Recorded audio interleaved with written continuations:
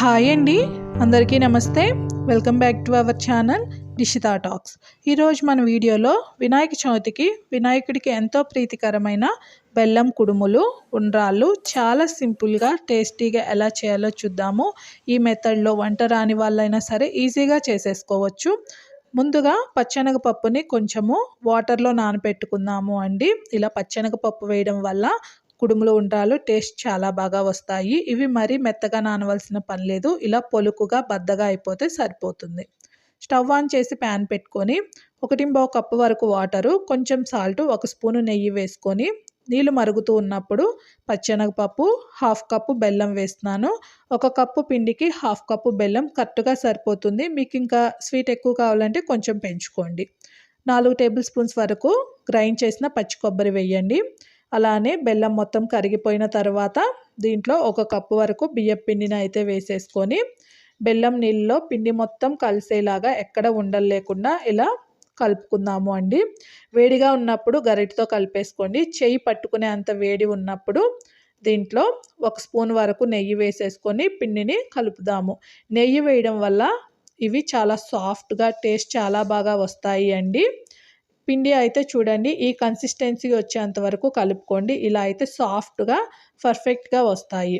ఇప్పుడు ఇడ్లీ ప్లేట్స్కి అయితే కాస్త నెయ్యి రాసుకోండి. ఇలా చేయడం వల్ల స్టిక్ అవ్వకుండా ఈజీగా వచ్చేస్తాయి అండి. ఇప్పుడు పిండిని కొంచెం కొంచెంగా తీసుకునే ముందు అరిచేతులకి కాస్త నెయ్యి రాసుకొని పిండిని తీసేసుకొని ఇలా రౌండ్గా ఉండ్రాలను అయితే చేసేసుకుందాము.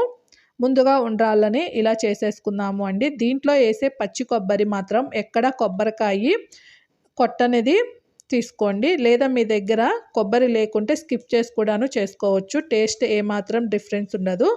పచ్చి కొబ్బరి వేయడం వల్ల ఏంటంటే కొంచెం టేస్ట్ బాగుంటుంది అనేసి. ఉండ్రాళ్ళ తర్వాత నేను ఇక్కడ ముద్ద కుడుములు అయితే చేశాను అండి. వేళ్ళ మధ్యలో పెట్టేసుకొని ఇలా ప్రెస్ చేసాము అంటే ఈజీగా వచ్చేస్తాయి. అలానే మరి కొంచెం పిండి తీసుకొని కుడుములు చేస్తున్నాను. అరిచేతి మధ్యలో ఇలా ప్రెస్ చేస్తూ చేసాము అంటే చూడండి ఈజీగా స్ప్రెడ్ అవుతున్నాయి. మనకి కుడుములు కూడాను రెడీ అయిపోయాయి. అన్నీ కూడాను నేను 3 చేసి చూపిస్తున్నాను అండి. ఇప్పుడు నెయ్యి రాసిన ప్లేట్స్లో ఒకటొక్కటిగా పెట్టేసుకున్నాను. ఆల్రెడీ స్టవ్ పైన ఇడ్లీ ప్యాన్ పెట్టి వాటర్ మరిగిస్తూ ఉన్నాను. ఇప్పుడు ఇడ్లీ ప్లేట్స్ని తీసుకువెళ్ళి ప్యాన్లో పెట్టేసుకొని లో ఫ్లేమ్లో ఒక 15 నిమిషాలు ఆవిరి పైన వీటిని అయితే ఉడికిద్దాము అండి. 15 నిమిషాల తర్వాత స్టవ్ ఆఫ్ చేసి వెంటనే ఓపెన్ చేయకండి. ఎందుకంటే వెంటనే ఇవి తీసాము అంటే ఈ ఇడ్లీ ప్లేట్స్కి స్టిక్ అయిపోతాయి, సరిగా రావు. ఒక 5 నిమిషాలు రెస్ట్ ఇచ్చి కాస్త చల్లారిన తర్వాత తీసాము అంటే చూడండి ఎంత కలర్ఫుల్గా వచ్చాయో. అలానే ఈజీగా కూడాను మనకి వచ్చేస్తాయి. వీటిని వేరే మెథడ్లో కూడాను చేయొచ్చండి. డైరెక్ట్గా పిండిలో తురిమిన బెల్లం, కొంచెం సాల్టు, వాటర్ వేసేసుకొని చేసుకున్నాము అంటే బెల్లం అక్కడక్కడ తగులుతూ టేస్ట్ చాలా బాగుంటుంది. ఏదైనా ఒక మెథడ్లో ట్రై చేయండి.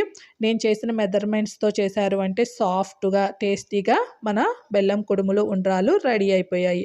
ఇంకా గణనాథుడికి సమర్పించడమే. మీకు ఈ వీడియో నచ్చితే లైక్ చేయండి, షేర్ చేయండి, సబ్స్క్రైబ్ చేయండి. Thank you.